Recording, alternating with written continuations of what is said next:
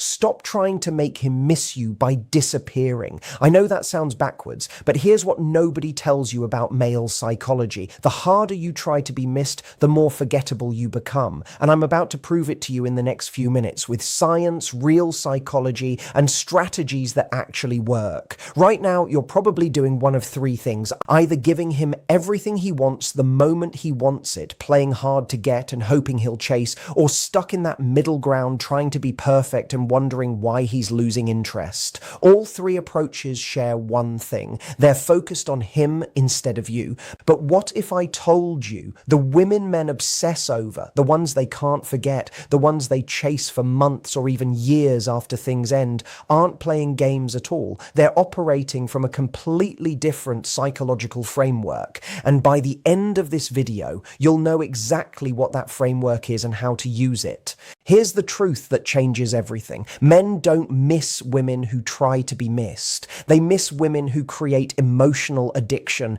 There's a massive difference, and understanding it will transform how you approach every interaction with him from here on. Most advice tells you to pull back, be mysterious, don't text first. That's amateur hour. Those are tactics. What I'm teaching you today is psychological warfare, but the elegant kind, where he doesn't even realize what's happening to him. He just knows he needs more of you. So if you're tired of wondering if he's thinking about you, done analyzing his texts for hidden meaning, and want to know what it feels like to have a man truly crave your presence, pay attention to every word, because I'm about to show you how to rewire his brain to associate you with feelings he can't get anywhere else. Let's start with the biggest lie you've been told about making men miss you. Ready? The lie is that absence makes the heart grow fonder. That's not how the male brain works at all. Absence without emotional significance just breeds indifference. But absence after emotional impact, that creates obsession.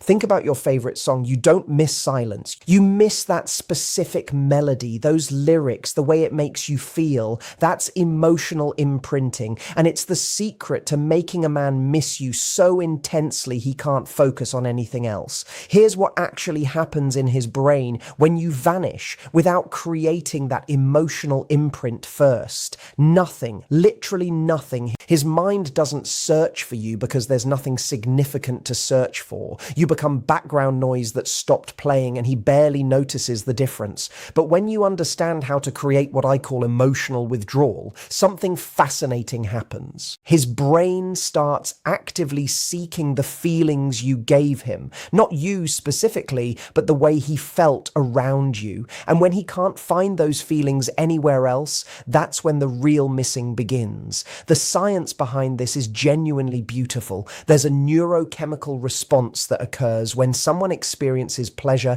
and then has it suddenly taken away. The brain releases dopamine not when we get what we want, but while we're anticipating getting it. That anticipation creates an incredibly powerful craving loop. Most women activate this backwards. They deliver dopamine hits constantly through texts, attention, and availability, then wonder why pulling back doesn't create craving. It's because they never built the anticipation gap in the first place.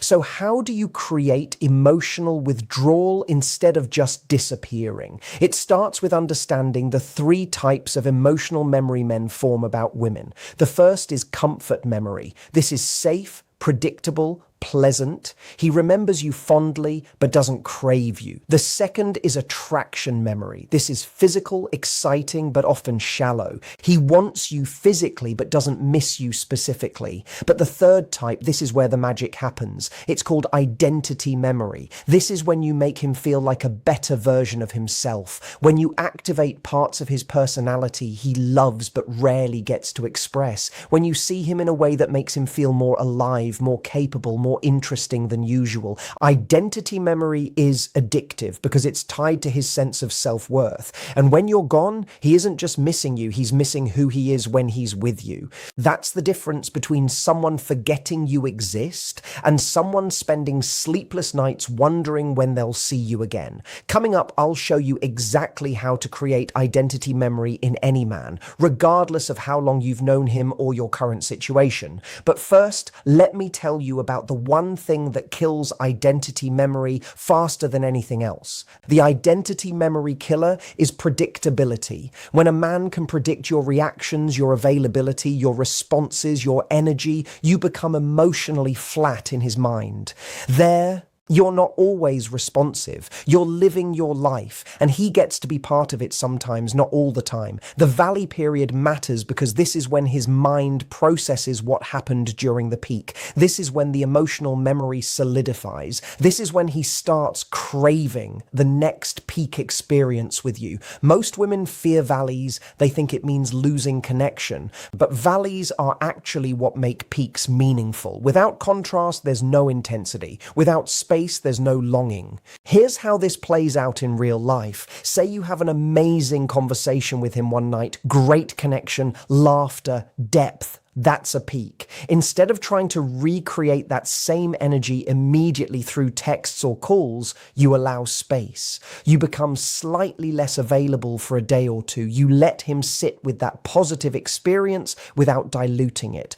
During the valley, you're not ignoring him completely, but you're not pursuing either. You stay neutral but warm when he reaches out. You focus on your own life. You create mystery around what you're doing and who you're with. What happens during this stretch is fascinating. His brain starts replaying the peak experience. He starts wondering when it'll happen again. He starts thinking about what you're up to. The emotional memory of how good he felt with you intensifies because it isn't being diluted by constant contact. Now let's talk specific tactics for creating emotional withdrawal in different situations, starting with texting, since this is where most women sabotage themselves without realizing it. The biggest texting mistake is treating it like conversation instead of emotional currency. Every text should build anticipation, create intrigue, or reinforce identity memory.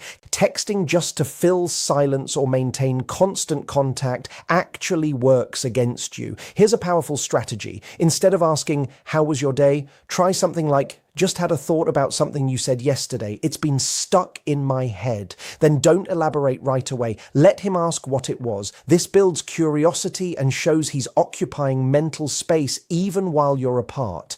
Another approach is the callback text. Reference something specific from a past conversation that showed his personality in a good light. Saw something today that reminded me of that story about your trip to Japan. Your adventurous side is pretty attractive. This reinforces identity memory while giving a small dopamine hit. But here's the key with texting. Don't stay constantly available to respond. Don't match his response time. Don't feel obligated to keep conversations rolling. Sometimes send something intriguing, then vanish for a few hours. Let him wonder what you're doing. This isn't about being rude or playing games. It's about having a life outside your phone. It's about valuing your time and energy. It's about understanding that instant availability lowers your perceived value in his mind. Coming up, I'll show you how to handle the toughest scenarios, including what to do if you've already been too available, and the biggest mistakes that can wreck everything. Now let's address the elephant in the room. What if you've already been too available? What if you've been the one texting first, always responding instantly, always accommodating? Can you turn it around? Absolutely.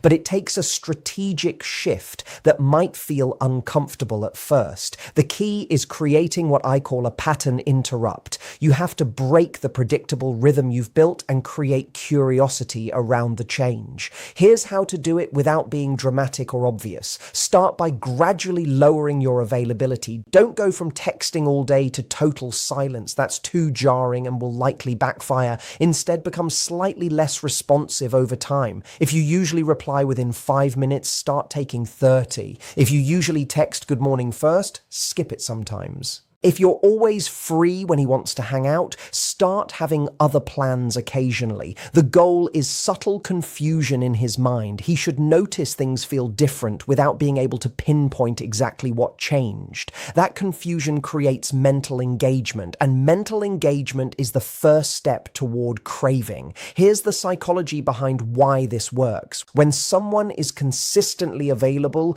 the brain files them as a resource that will always be there. No urgency, no fear of loss, no reason to prioritize them. But when availability becomes uncertain, the brain recategorizes that person as something that might be lost, which triggers pursuit behavior. Just be careful during this shift. Don't turn cold or distant. Don't punish him for your past over-availability. Simply become more selective about when and how you engage. Show him your time and energy are valuable resources he has to earn access to.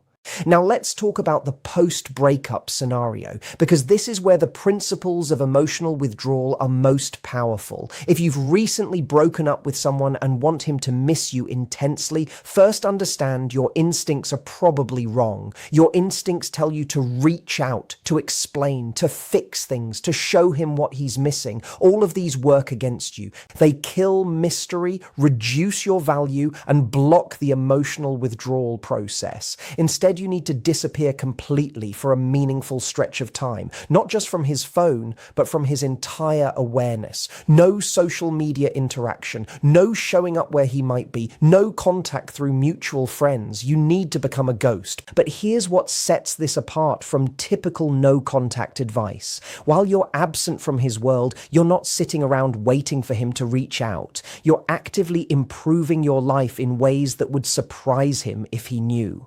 The psychological effect is devastating in the best way. While he expects you to chase, to be broken, to need him, you're becoming someone who doesn't need anyone. That contradiction creates cognitive dissonance that drives obsessive thinking.